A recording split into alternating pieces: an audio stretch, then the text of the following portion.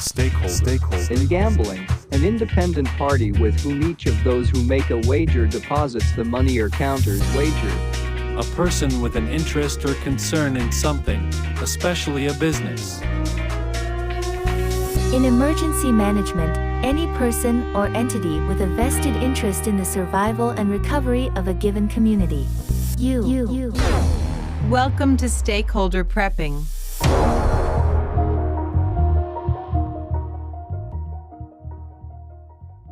Welcome back to Stakeholder Prepping, where you, yes, you, are the stakeholder in your own survival. We are your hosts. My name is Chris. And I'm AC.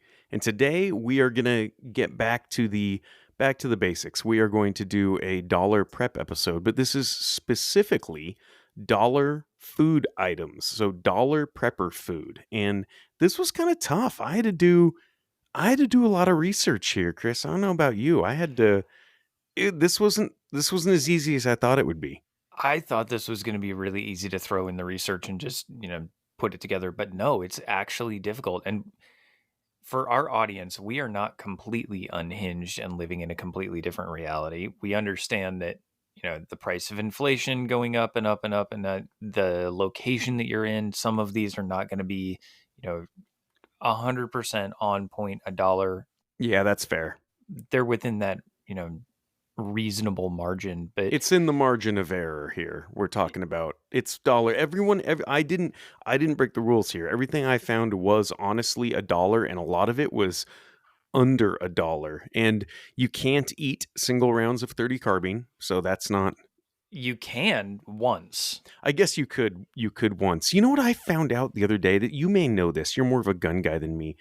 I found out that there was a 30 carbine rifle that I don't own that they did in fact make. There is a Marlin Model 62 lever action 30 carbine. There was like the Levermatic series.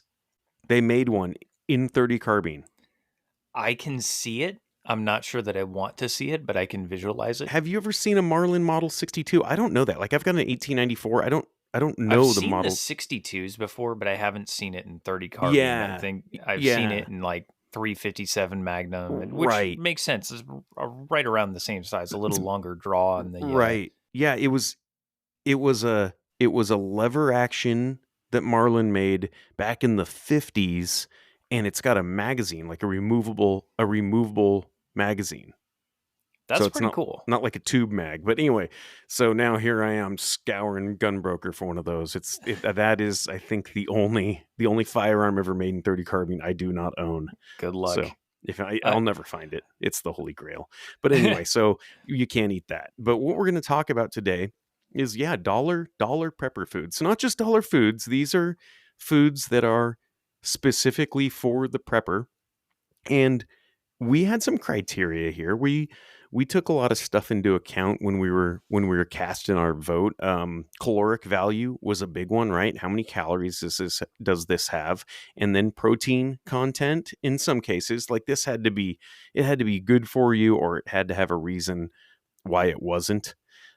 And then I guess other uses, some sort of other intrinsic uses for some of the things we found, and then obviously shelf life, right, Chris? Like we had to find things that had a decent shelf life. I wasn't just going to pitch a half a gallon of milk to you, because that is a great thing to have on hand, but it doesn't last very long.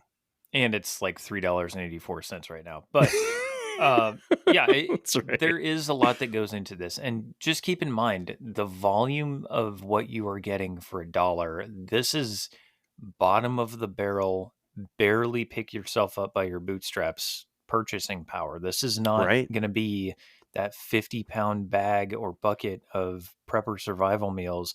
Those are a completely different animal. This is the emergency stuff that you might be able to pick up at Walmart or Dollar General or wherever you shop if there is an impending disaster like a hurricane or a supercell of tornadoes or something like that. This is kind of the last-ditch emergency supplies. But if this is your starting point, start with the very, very basics like these. Yeah, and if I, honestly, looking at this, it's a very well-rounded list. If I look at all 10, if I had $10 and went and bought one of every single one of these things on the list, you'd be doing all right. You could last a while. There's You wouldn't be comfortable, but you'd be alive for a week here. This is, yeah, I'm looking at the stuff here. There's some good stuff here. So anyway, how do you want to do this? Do you want to just kind of go back and forth and then sort of defend your answer? I think that works for us. And I think that works for our audience as well. We seem to get a lot of good feedback when we kind of throw our answer forward and then defend it. So if you want to go first, take it away. Okay. Yep, I like it. All right. So I'm gonna start with beans, man. Let's talk beans. And this, I got way into the bean science here. So uh, you know, we went over this, I think, in the first dollar prep episode, episode 2. We talked about this. You can get a bag of pinto beans for $1, and this was on sale. This is a 99-cent bag of pinto beans, and that is 1 pound of beans total. That's 1,440 calories, 90 grams of protein, 63 grams of fiber, which is like 225% your daily allowance of fiber. So keep the windows open. But this was this was more than your daily allowance of both iron and potassium. So eating a big bag of beans, yeah, that would just suck. But it's not bad for you. It's actually quite good for you if you look at this. And I think the only ingredient was beans. But here's the thing about the bag of beans. They are by far the best survival food for $1 I could find. This one bag of beans, I couldn't find anything better. That being said, you need a lot of energy to prepare these beans. They require water. They actually require boiling water. You And a can lot of it for a a long lot of it. time. You can, and for a long time. You can soak them overnight. That's one way to do it, to like aid in the process and make it quicker. But that doesn't really make them great for like eating on the go. Like just dump a bag of beans and a few cups of water and then munch on them. That doesn't really work too well. So you'll need you'll need to boil these for like 2 hours, and that requires quite a bit of water and quite a bit of energy. So the math says that in order to boil I think it was 8 1/4 cups of water required, you'd need to get, let's say, room temperature water. So your 70-degree water to get that boiling, 212 degrees, or 100 C for the non-freedom fraction crowd. It does just make a lot more sense, doesn't it? I'm not defending it, okay? I'm just saying that it does make a lot more sense. 100 Celsius is boiling. That just makes sense to me. So anyway, but 212-degree water for the freedom fraction crowd, that requires, according to the interwebs, that's like 660,000 joules of energy, which sounds like a lot. And multiply that by a couple hours, it's almost a kilowatt of power, of energy to prepare those beans. Now, obviously, I'm talking about, you can light a fire, you can put these on your wood stove and all that kind of stuff, but still, it requires energy, whether it comes from propane or electricity or from wood burning. My That's a point lot of is, charcoal to keep the grill going to it boil them. is. My point is that you can't just eat raw beans, I think. That's the point I'm trying to make here. You can't just eat raw beans. So, on the other hand, we have canned beans. And I went to a couple of grocery stores and I bought like a bunch of cans of beans, because I didn't want to look like a psycho just reading the back of these cans of beans and then like taking photos in the grocery store. And so these are the normal, I don't know what size that is, your normal size of, little cans of beans that are like between 88 and 90 cents.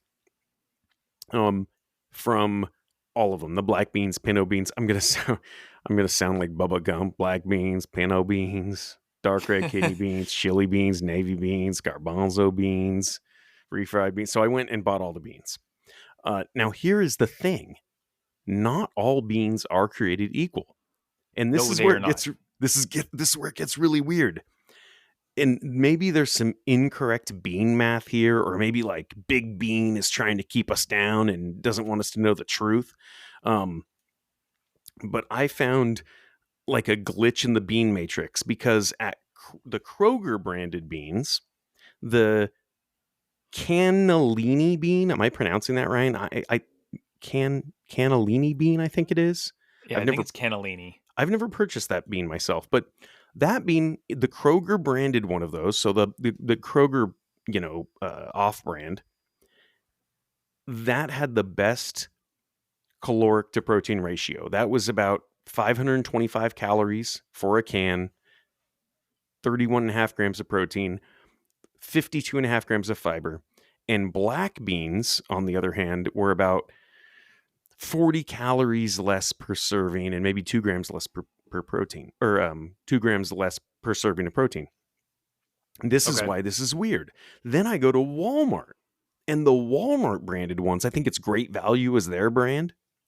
The black beans were the clear winner. Same exact size can, all things being equal.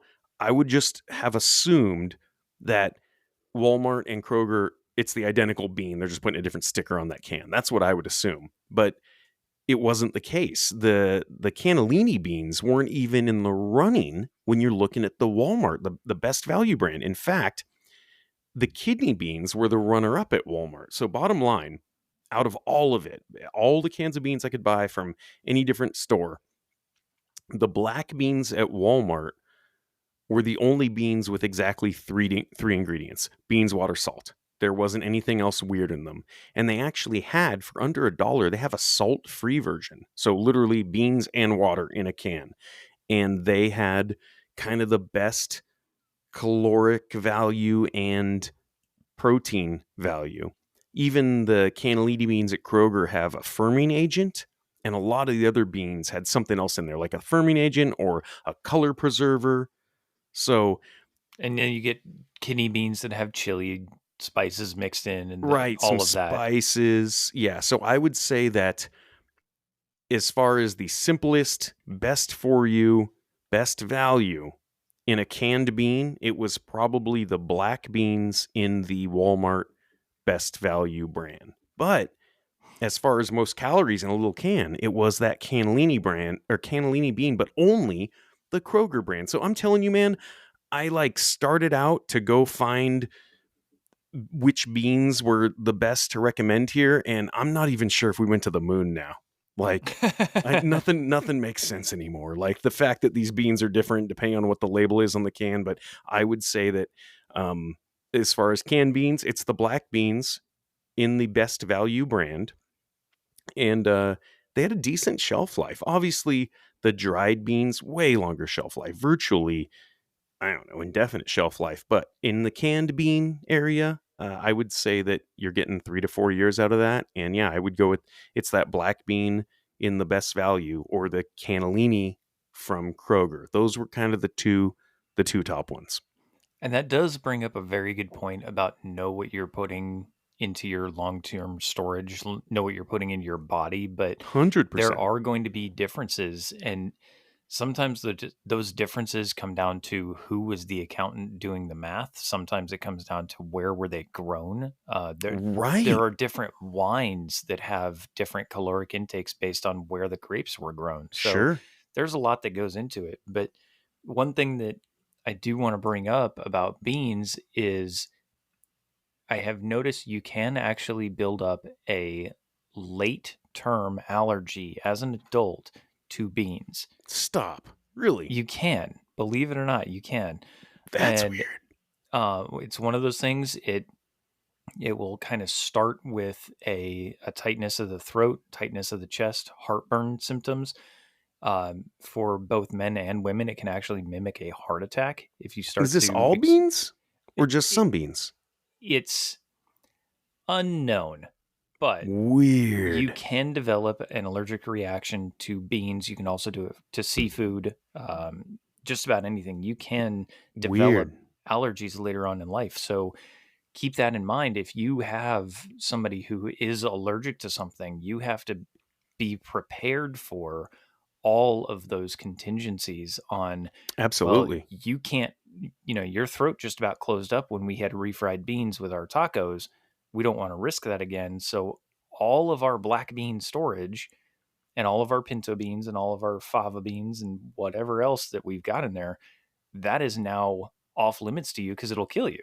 So we need to Yeah. supplement our long-term food storage with things that you can 100% I eat. didn't even really think about there's definitely some things in here that I know people are allergic to. And I didn't even think about that. But you're exactly right. You kind of have to think about your group and your family and who's allergic to what when you start stocking long-term food, huh? It really does make a difference on your planning and your risk matrix. We keep coming back to that risk Yep. matrix. Who's allergic to what should probably be in there. Yeah, absolutely. Should we even talk about that before? You're exactly right. Okay, what's your first one? Well, for me, nothing goes with black beans like rice. So black beans and rice, kind of a staple. Oh yeah. You can get it just about anywhere, have it anytime. It's going to fill you up. It's going to keep you full. I would suggest brown rice over white rice. And there's a couple of reasons why. One, you can get a bag of brown rice at Walmart for like 88, 89 cents. It's actually less than $1. And it has a lot of the downfalls and pitfalls that you have with beans other than the allergy. I don't know if you can develop a rice allergy. Somebody is going to correct me on that and tell me I'm wrong. But with brown rice, all you need to really get it ready and prepare it is a bunch of heat and a bunch of water. It'll actually, you were talking about calories per dollar. Yeah. Brown rice actually blows beans out of the water on that one. Stop on the bag of dried rice versus the bag of dried pinto beans. The little like 1 pound tubule Yeah. of rice that will run an average of around 1,700 calories per bag, as opposed to the 1,400s. Holy beans. crap. It's actually, rice is super, super nutrient dense. It's got Yeah. like 30 grams of protein per serving, and it's got about 20% of your allowance of fat. Obviously, this is going to come down to, did you get the basmati rice or the jasmine rice or the blanched white rice or regular long grain brown rice, or did you get the rice pilaf, whatever. Rice as a dried substance has an insanely long shelf life. Throw it into some Mylar bags, throw in an oxygen absorber, you're good for 10 to 15 years. If you get the prepackaged like microwave in its own bag one, you're probably looking at 2 to 3 years plus all the preservatives and the colors and the flavorings and the agents and everything else that goes in there. So if you really are looking at a healthy long-term storage option, brown rice, I like it over white rice because it does have a higher fiber content. It's got a lot higher nutrient density and actually a lower glycemic index, so it's going to make you feel full longer for the same amount. But it also retains all of that bran and germ, which gets removed during that white rice processing cycle. So you get what ends up being a more nutrient-rich food. You get more of your vitamin E, vitamin D, vitamin A out of what we would call the husk or the shell of each grain of rice. More of that is included, so you just get more nutrients out of it. It's going to last you a lot longer. And it does have more fiber, like I mentioned, so it's going to aid in digestion. It's going to promote that feeling of full, being satiated. It can help to regulate your blood sugar levels so you don't eat, have a lot of energy, and then crash. That 3 p.m. crash, that's because you ate at noon, you ate lunch, now your blood sugar is diving, and that's why you feel you need a nap at your desk. Lots of vitamin B in brown rice, magnesium, iron, all compared to white rice. I think it was Harvard Health actually did a study on the benefits of white rice versus brown rice, and brown rice just crushed white rice hands down. And Really? they've got the same shelf life. So same price, same shelf life. You may as well get as many nutrients out of it as you can. Go with the brown rice. So the 1 pound bag of the Walmart brown rice, 88 cents, 1,700 calories. That's crazy. That's a ton. It really is one of those kind of apocalypse superfoods that you Yeah. don't really think of, because when I go into the kitchen, I'm not thinking, oh, I want a bag of rice for dinner. No. But if I'm hungry enough, that bag of rice is right there. You bet I'm going to go for it. And I No? suppose you could put this in the same kind of Mylar bag as the beans, right? Big Mylar bag, you throw your rice and your beans in there. You definitely could. That Yeah. would they're going to complement each other. Um, if you did break it into kind of individual serving size packets, and granted, the Mylar is going to run you quite a bit extra on your cost, but if you broke Sure. it into single serving size packets, all you have to do is dump it into water and start the burners. You've Yeah, already got your rice, you've got your beans. It's a kind of you're creating your own one and done meal.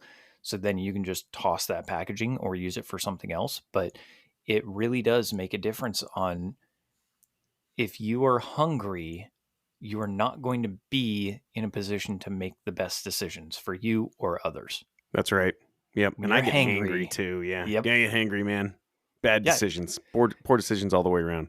you want shit to be done right now. You want it to be done yesterday. It has to be done and it's to your standard, but you never defined that standard because you were hangry in the first place. So That's right. you're just being a little bitch. Like, come on. Okay. So what's All your right. number two? Right. Okay. So my number two, this is going to be a lot of people's number only, but ramen noodles, man. Ramen, you can't go wrong with, I'm telling you. Here's the thing. So for the most part, with the ramen noodles, you can still find those 3 for $1. I think they go on sale for 4 for $1 sometimes still, but you can do some opportunistic buying. Let's say, for the sake of argument, it's 3 for a buck. That's about 380 calories a package. That's 1,140 calories per dollar when we're talking about ramen noodles. And they have some fats, they have some flavor, and there are a ton of different flavors, which is kind of cool. So you're not going to get like the flavor fatigue. Like if you're just going to sit there and eat rice and beans every single day for the rest of your life, that'd be pretty sad. But with ramen noodles, you can kind of mix it up a little bit. Now, the downside is tons of sodium, right? 207% of your daily Is that what it allowance is? per dollar. So it's 69% per pack. Or yeah, 69% per package. But Wow. 207% your daily allowance per dollar. If we're talking about 3 of these. Now, you could always use a little less of the flavor pack. Now, some other pros about the top ramen: you can eat it raw. I have eaten top ramen raw. It's not the worst thing in the world. You don't actually need to cook it. And it's actually not that bad. Also, that flavor pack, I was kind of thinking about this. That could be used separately to spice up all of the garbage you're probably going to eat during the apocalypse. If you think about it, the game meat, the trout, the nutria, the dandelion soup, all that stuff is going to be better with a little, the little pack of chicken spice out of your top ramen. I have always been a fan of keeping the hot sauce packets from Taco Bell every time we go, even though we don't really Of use it that course. much. Of You just course. keep them on hand in case you need to flavor something up. And probably nearly indefinite shelf life, but definitely on the top ramen, gotta have indefinite shelf life. That little flavor pack, there's nothing in there to go bad. It's just MSG and a little bit of onion, maybe. But anyway, so yeah, you could eat the top ramen and keep the little flavor pack for the really bland food you're probably gonna find yourself eating during the apocalypse. So that was my number two. I think that's a pretty good one. What's your number two? I'm going to go a little bit different direction here. My number two is a lot of simple sugars for the energy boost, but it doesn't have the high fructose corn syrup that kind of gives you that boost and then drop. I'm going to Okay. go with Jell-O.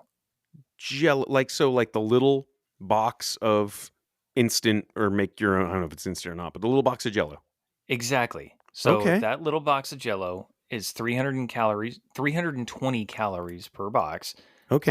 But it's not all just pure sugar. So regardless of flavor, from what I found, it does have 4 grams of protein per box. Now that's a lot of Jell-O for one person, Sure. But but there's protein in it.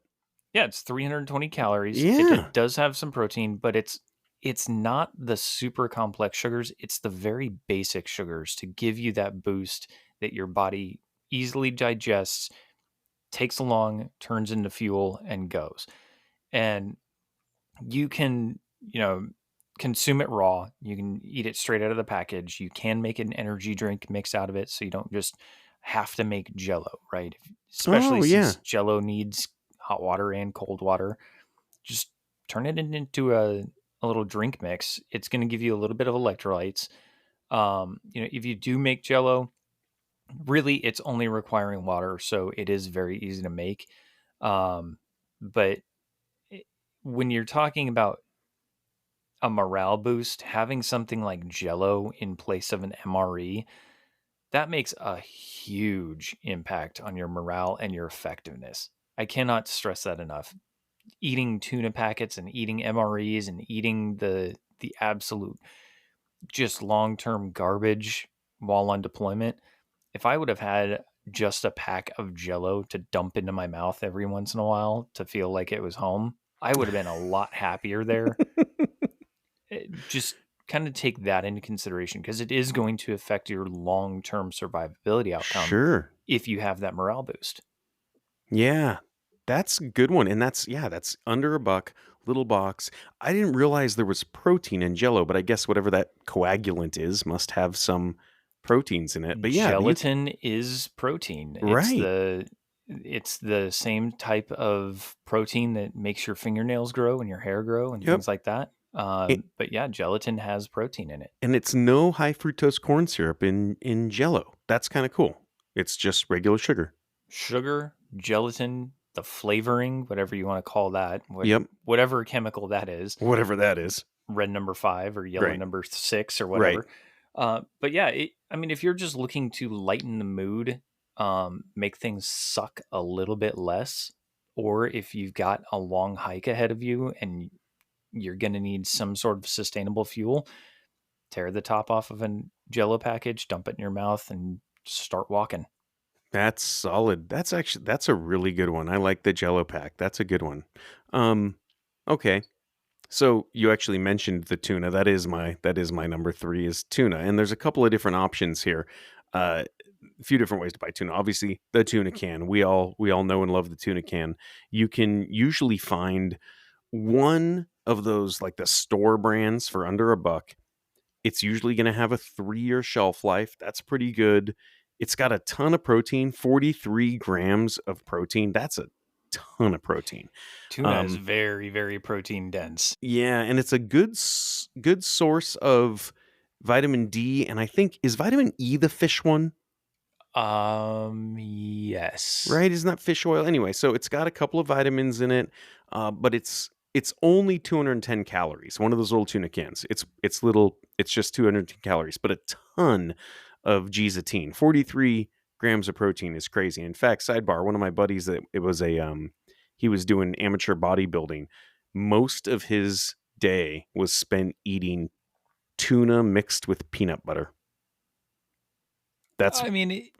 I understand getting to your goals, but it sounds terrible. But yeah, all protein, the good fats, not a lot of carbs, tiny bit of flavor, but it just sounds terrible. But anyway, also tuna, the can itself has some intrinsic value because it's larger around than like that bean can. So you could actually make your little mini like hobo stove out of it. Take your P38 can opener, and you could open up a short little tuna can, and you could cook on that thing. Oh yeah, get 'Cause some it's got a- cotton balls with Yeah. isopropyl alcohol and make a little rocket stove out of it. Make your little possum steaks or something, It's got a slightly wider top. Now, also, there's warning labels, which are awesome on the tuna can. I just looked, the tuna can I bought today, it says contains fish, specifically tuna, on the warning label. I thought that was awesome. It has exactly one ingredient, which is tuna, and then it needed a warning label to tell you that it not only did it contain fish, but it was specifically tuna fish. Now, Thank you, California Proposition 65. This is the reason that our car batteries have a warning that tells us not to drink the contents. But one along the lines of tuna, I'm sure you've seen these, Chris, the little tuna packs, like Bumblebee and Chicken of the Sea are the two like big brands. Oh, you're talking about like the flavored ones, Yes. the lunch on the go packs. I love those. They are great. Now you can usually find like one of those two brands is going to be on sale when the other one isn't, and you can usually find those for about $1. And there's a bunch of different flavors, right? Cracked pepper, sea salt, lemon pepper, applewood smoked, whatever.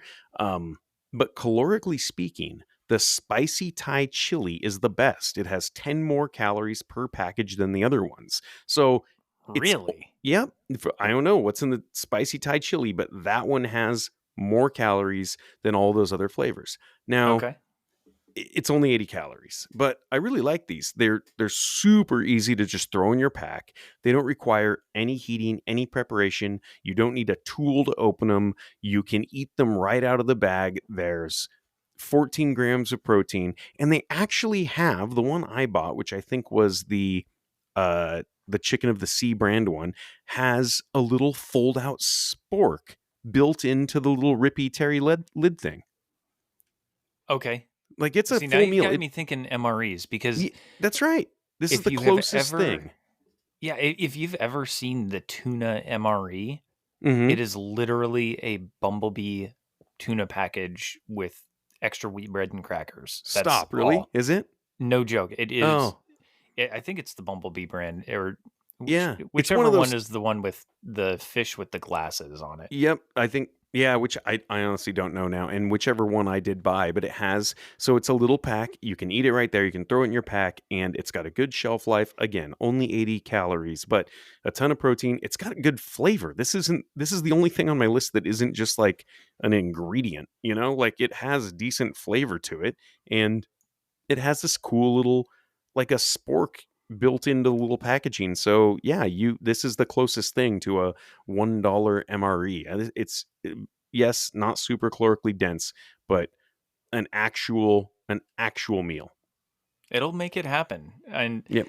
I mean, if all you've had is black beans and rice, a tuna Mm. sandwich is going to be a gold mine for you. A spicy Thai chili tuna sandwich sounds delicious. So Yeah. what's your next one? My next one, I'm going to get some hate for this. Actually, I've got two on here that I'm going to get a lot of flack for, but stick with me. So I don't mind my number three. A lot of Hmm. people hate it, and that's why I'm going to Okay. get flack. I have also never had a day where I have used number three as fish bait and not caught anything. Ooh. So if you aren't looking to eat it, you can use it as fish bait. And I am talking about Vienna sausages. Oh, sure, of course. The little itty bitty five fingers of death. Really, it's Hmm. 7 in a package, but the little Armor brand Vienna sausages. They are super, super small cans. They almost always come with the pop top lid. So they are really, really easy to open on the go. Yeah. But for what you're getting in that little can, you're actually getting 10% of your daily intake of calcium. Believe it or Weird. not. There's calcium in Vienna sausages. Apparently so. When they grind up the children to make the sausage, they don't take the bones out. I was gonna say So they're just yeah, it's just probably cheaper to leave the cow hoof and teeth in when they make it, so you get a lot but more calcium. That's interesting. but yeah, nobody really knows what's in a Vienna sausage, No. but it's 160 calories, so a lot more than something like tuna. It's a lot more energy Yeah. dense. And you're actually getting 10 grams of protein, which is for those little cans. I mean, you're talking about something about as big around as a beer can and Yeah. a lot shorter. Sure. 10 They're grams of tiny. protein in there. They're fantastic. But you can, if you need to, if you want to eat them hot, it does have the liquid in there. You can just pop the top and put it over your rocket stove and heat it up in the can. Oh, right. So you can eat them raw or hot. That's a good one. And I came across this recipe. AC, I don't know if you've ever had this or not, but have you?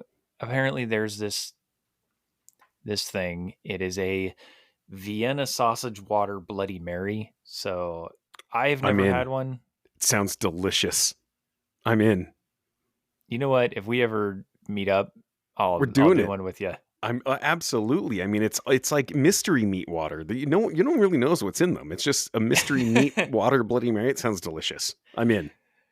I will say, coming from an angler's perspective, popping the top on one of those, biting off a little chunk and throwing that on my hook, I have not had to use lures and I've caught fish with them.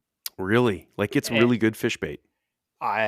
for some reason, they love that. And I actually have pretty good luck with gummy bears, like the Mm-hmm. actual decent quality stay together underwater gummy bears. They like Yeah. those, but I almost always get a hit with Vienna sausage bits on the end of the hook. That's interesting. So I'm getting trout. Okay. You can have the rest of the Vienna sausages.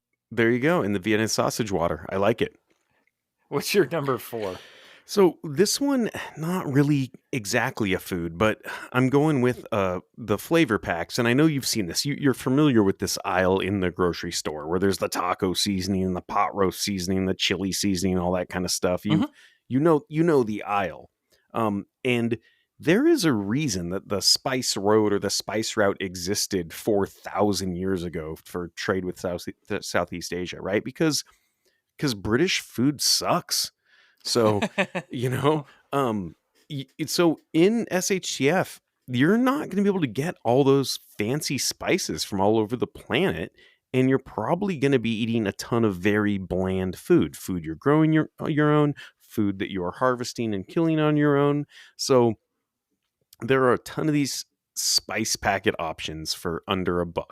But I would recommend having a few of these in stock, honestly. Get a few of them, vacuum seal them with some oxygen absorbers, and they will have an almost indefinite shelf life. But the least expensive one I found was the Walmart the gravy mix, and this was a 2 for $1 one. That's the only one I found that was 2 for $1. So it's that was the one I went with. Obviously not the most flavorful one, but for the money, it was the best. It was twice as much, volume for the dollar as anything else. Okay. It's about 80 calories per packet. And the reason I thought this would be a good one to have in stock is if you're eating a lot of wild game meat, maybe you don't like that gamey flavor of like elk and deer. So this would definitely help calm that down. You could do like the deer or elk pot roasty type thing with this, and it would help that calm that gamey flavor down. And Right. I was just talking with a buddy the other day about this, how quickly we kind of thought that game could be overhunted without rule of law. Like every single person with a rifle is going to go out there blasting every single Bambi in no time. And I think you're probably going to end up taking smaller, maybe less yummy game. So some brown gravy mix in the slow cooker with that nutria or the possum or the squirrel or the bunny. I just think that might really help calm down some of that wild, gamey type meat. Like I said, not super flavorful, but it's mostly just kind of, if you look at the ingredients, like garlic and onion and salt and that kind of stuff. But I think that for half the price of any other spice packet, that was a good call. So having a couple of these for $1, and then you could use that with your wild game meat that you may not be that crazy about. And I think that's a really interesting thing to bring up too, is if an SHTF event happens and goes on long enough, you're potentially looking at, like you said, game being overhunted. So you may very well have to look at building a perpetual stew pot, which dates all the way back to the Middle Ages. And the longer you keep those bones in there and just let them stew, you're leaching all of those nutrients out.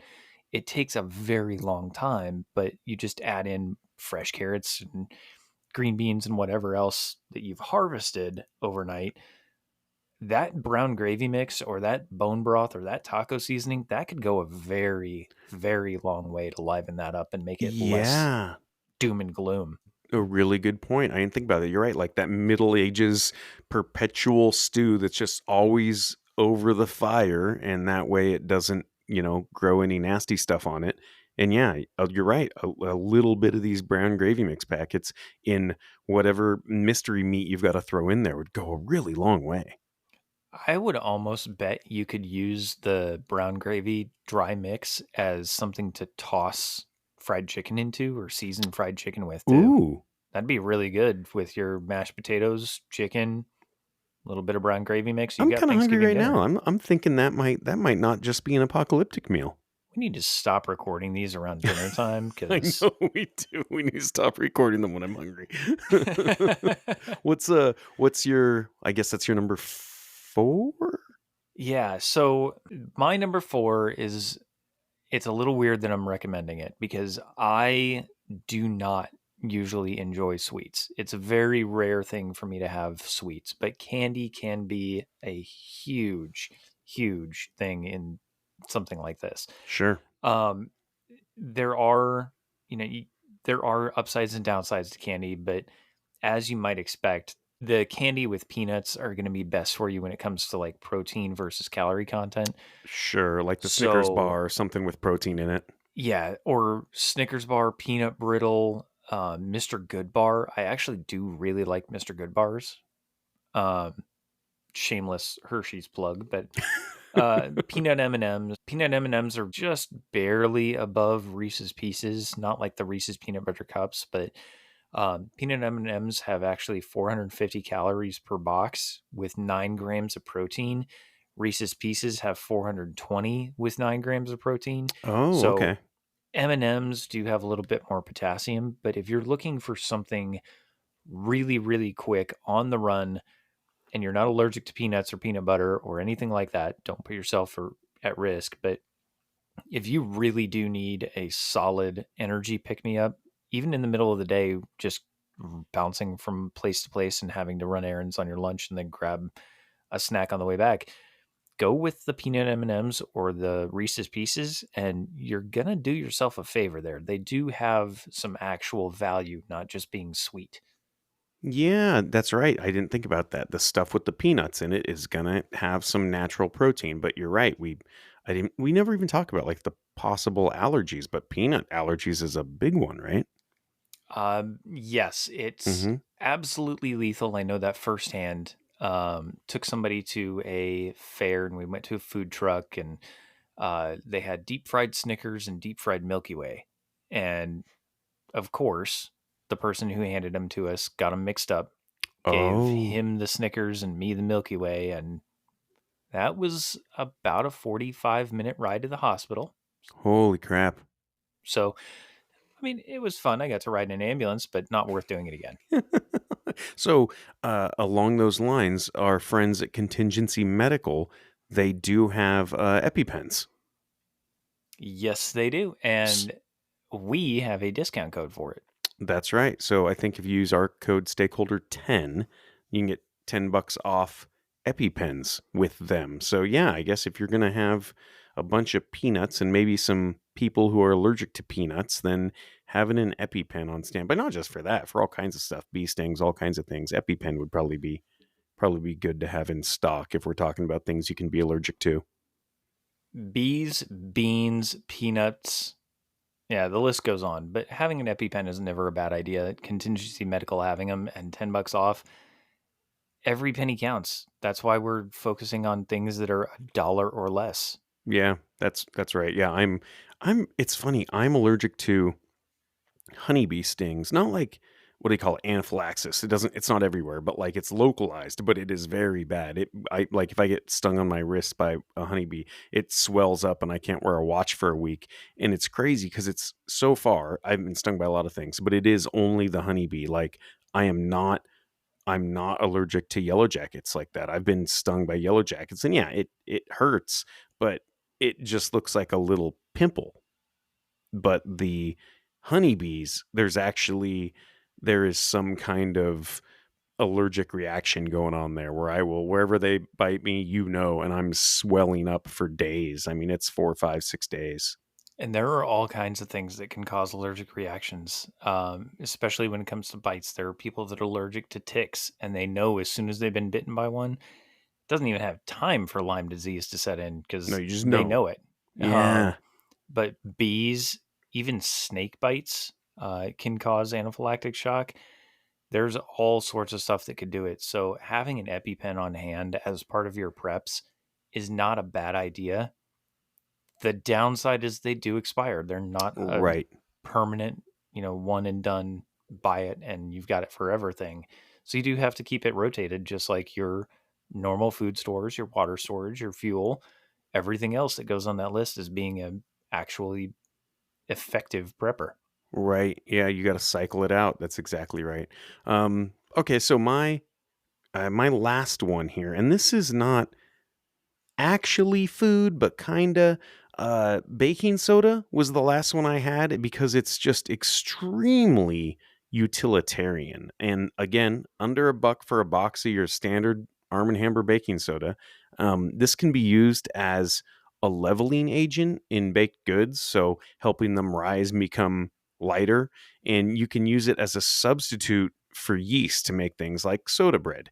And it has just a ton of other uses in the kitchen for cooking, like softening beans and vegetables, like we talked about. If you don't want to use that much energy, or if you don't want to have to soak your beans overnight, you could add a little baking soda to the water, and it would actually help them soften up quicker. And it even helps balance the acidity of things like canned tomatoes, or when you're canning more acidic things. So, like I talked about, it reacts with acidic ingredients, so like yogurt, cream of tartar, things like that. It'll react with things, and it produces carbon dioxide, and that off gassing is what makes the bread rise. And so it's not like yeast where it's this natural fermenting agent or whatever. It's actually creating little tiny carbon dioxide bubbles, and that's what's raising. So like soda bread, that's why they call it soda bread. It's made baking soda, and it's kind of like it uses the bubbles um to raise. So I do love me some good soda bread. yeah, so it's going to be hard, with the exception of doing sourdough. It's going to be hard to make bread in the apocalypse. So you can make soda bread with baking soda. All kinds of other stuff. You can tenderize meat with it. It helps with that. Um, you can add it to fried food to make it crispier. It'll speed up the caramelization of onions, so you can throw baking soda in if you're What? caramelizing onions. There's a lot of cool things you can do in the kitchen, cooking with baking soda. I'm And gonna then have to it's got try that one because we just did like mushroom Swiss burgers with uh-huh. onions and got the onions caramelized and they were just right. But I mean, it takes a while. It So takes a while. Little bit of baking soda. Yeah, check out some online ingredients for that. But then all the other non-eating uses for it. You're talking about, you can dislodge minor blockages in sink drains with it. You can clean carpet stains. It's a good dishwasher cleaner. All kinds of stuff like that. Deodorizer. Obviously, we've all seen that. Put it in the refrigerator, open a little box of baking soda, and it makes the fridge not stink. If you're somebody who just doesn't like to clean the fridge out like me. Um, but just all kinds of other cool things like that. Obviously, it aids in digestion, right? This is like the Alka-Seltzer thing. A little bit of baking soda in a glass of water can really aid in um, relieving indigestion. It can be used as a ad hoc toothpaste. So baking soda can be used like as a natural toothpaste, or like an alternative to mouthwash. And then, like we just talked about with some of the insect bites, a little bit of baking soda paste with water can help relieve insect bites. So there's all kinds of stuff like that. Even a skin exfoliant, you can use baking soda for all kinds of really cool stuff like that. So it's a good thing to have. I want to say I found on Amazon it was like 12 boxes for $10, and I just bought it and put it in one of those Mylar bags, sucked all the oxygen out of it, and it's just in the back of my emergency food closet, because it has an indefinite shelf life. If you don't let O2 get to it, it really can't go bad. And it has all these uses between, helping with food and cooking, and then the cleaning and some of the health uses for it. It's just a really good thing to have around, and it's very inexpensive. just a little sodium bicarbonate That's all it powder is. and it'll last for almost ever. I have used actually on a yellow jacket sting because some insects, when they sting you, they will leave their stinger in the skin. It's Right. barbed and it's got hooks on it. So when they try to leave, the stinger stays. And That's right. usually the poison injecting gland stays behind with it and just continues to pump until it can't anymore.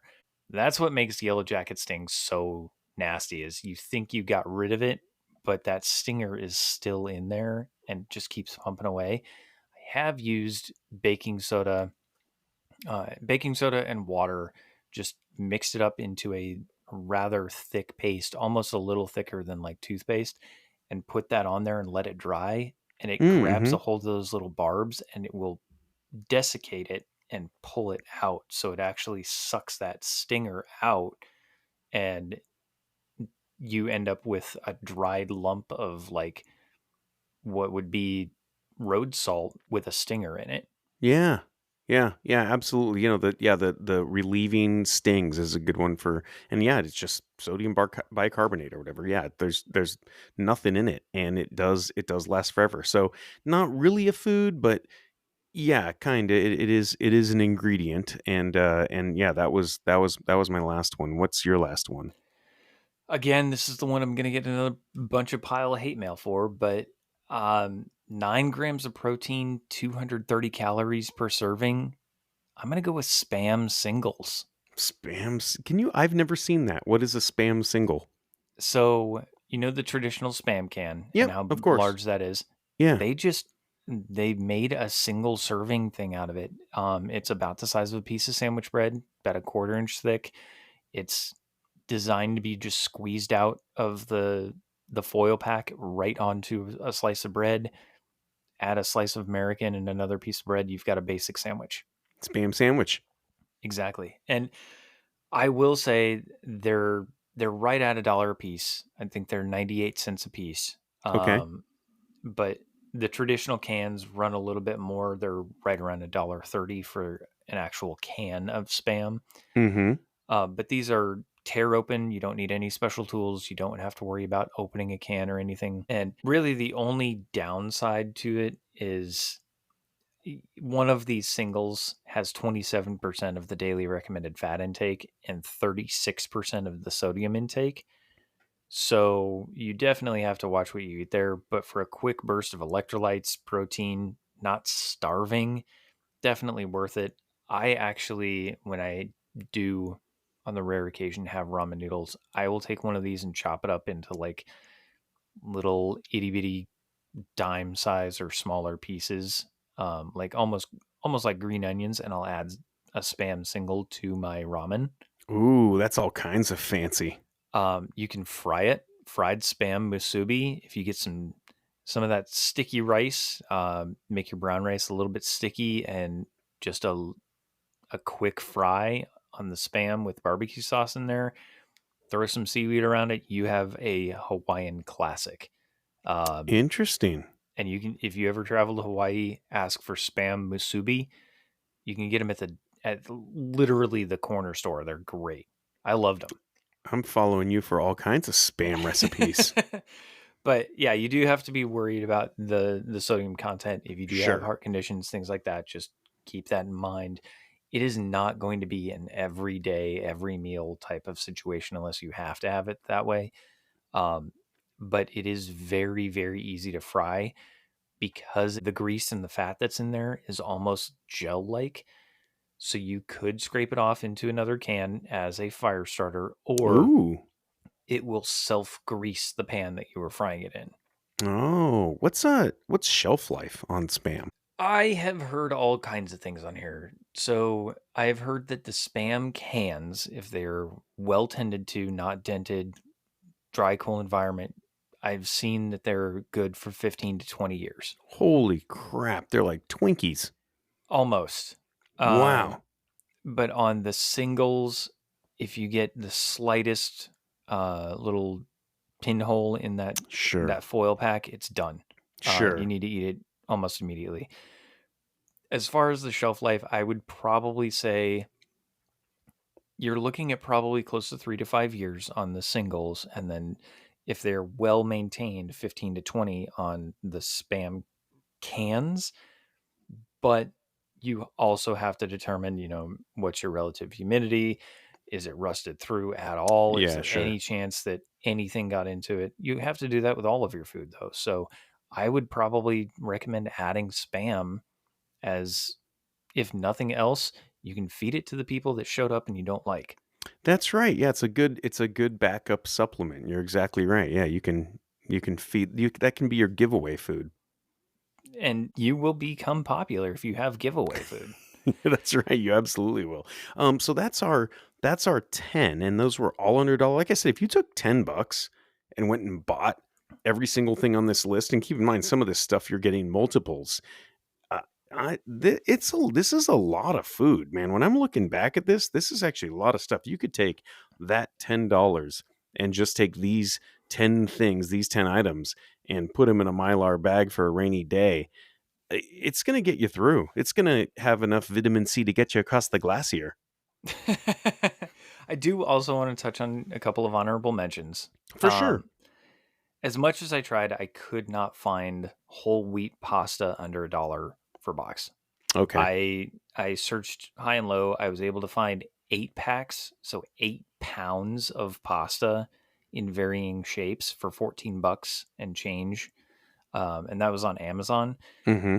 The only thing about pasta is because it is all carbs, which you need for that sustained energy, it's not going to be that immediate boost, but you're going to get more sustained energy out of carbs. You are going to feel relatively full for a relatively long amount of time.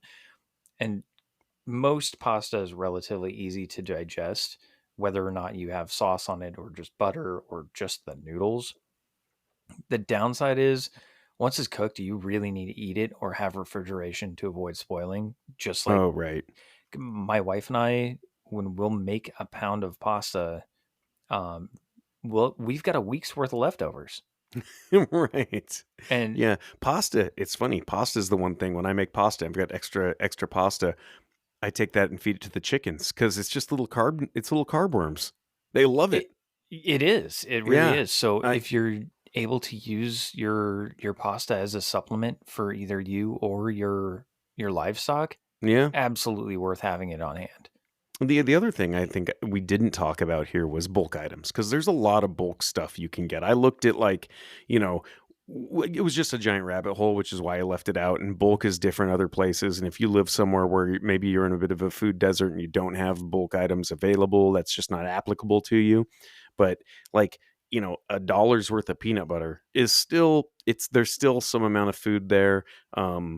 I was thinking coffee actually, because you can get coffee. I want to say it's maybe around, I don't know, $8 or $9 a pound now. So that little, let's say tenth of a pound of coffee or whatever it is, you could seal that up in Mylar, and that would have a pretty long shelf life. Coffee beans, unground coffee beans, and again, that's almost a trading commodity. So even if you're not like a coffee drinker, there are people that are. And if you're the person that thought ahead, went and bought bulk coffee, sealed it up, and you're sitting on it during a long-term sort of grid down situation, you're going to be pretty popular. Can you imagine fresh ground coffee rubbed squirrel fillets? Oh my gosh. Maybe even if you do them for a little bit in the neti pot with some of that brown gravy first. There we go. Now we're talking. See, Oh, now we're getting creative with it. I see, love it. I'm picturing this little fricasseed squirrel with a piece of Spam single on top.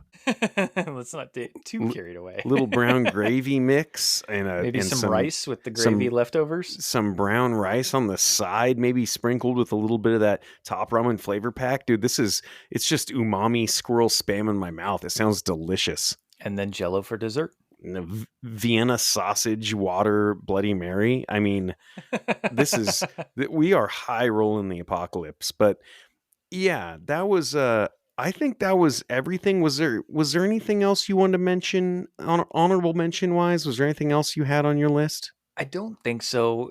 A lot of those bulk buys are really going to depend on what you're getting, where you're at, etc. Totally. I mean, if you're going to get bulk flour, you might want to look at getting wheat berries and a grinder as opposed to getting Oh, actual processed flour yep. because they last longer. And then it's just grind on demand and you get more of the nutrients out of the wheat. But if bleached, regular, processed, and rich flour is what you're going to go for, then you absolutely must seal it 100% airtight because Dude, otherwise you're going to find all sorts of stuff in it. I just bought on Amazon. It was very inexpensive. One of those like clamp to the at the edge of the counter hand grinders, kind of for that sort of thing. Like if you don't have electricity and you want to grind coffee beans or making your own flour. My buddy told me about this. He went and picked a bunch of acorns, like just a ton of them.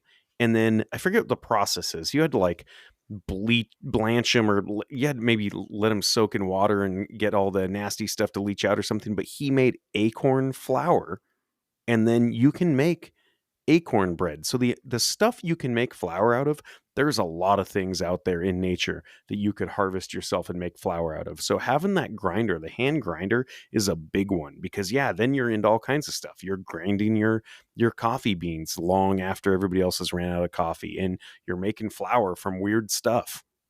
You are. And that was probably a very rich, buttery flavored bread because I've eaten Yeah, acorns before.